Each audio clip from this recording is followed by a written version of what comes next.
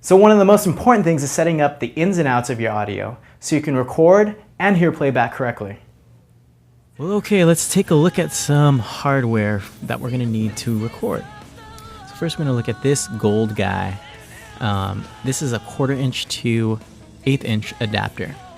Now this adapter we can use for recording our guitar tracks because guitar cables are a 1/4 inch and the input on all Macs are an 1/8 inch input jack. We're going to need this adapter.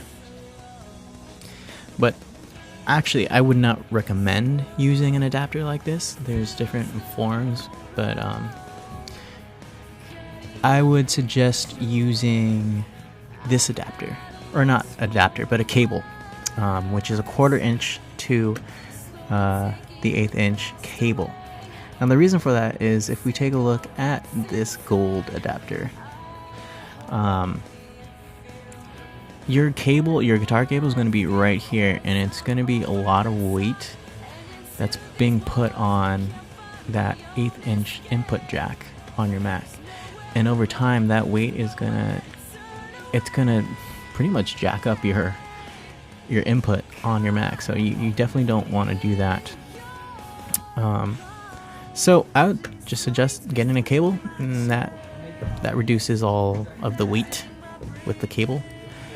Moving on, let's go ahead and take a look at an XLR cable, and you're going to need an XLR to 1/8 inch adapter once again, because the only input that you have on your Mac is an 1/8 inch.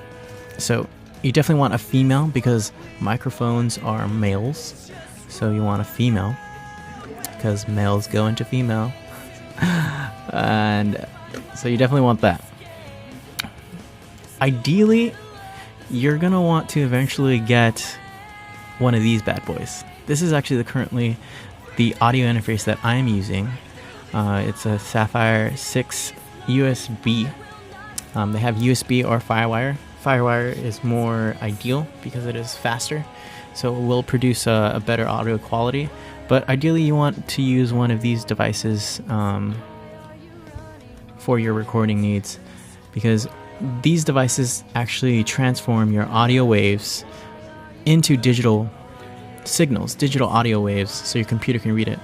And that's all this device does.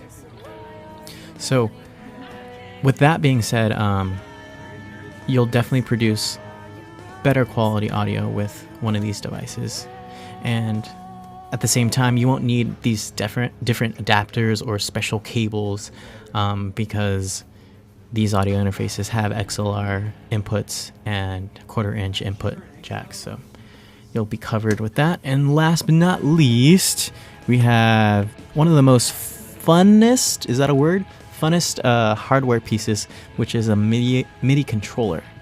Now this is the controller that I'm going to be using throughout this tutorial series. And this one is the M-Audio Axiom 25 key.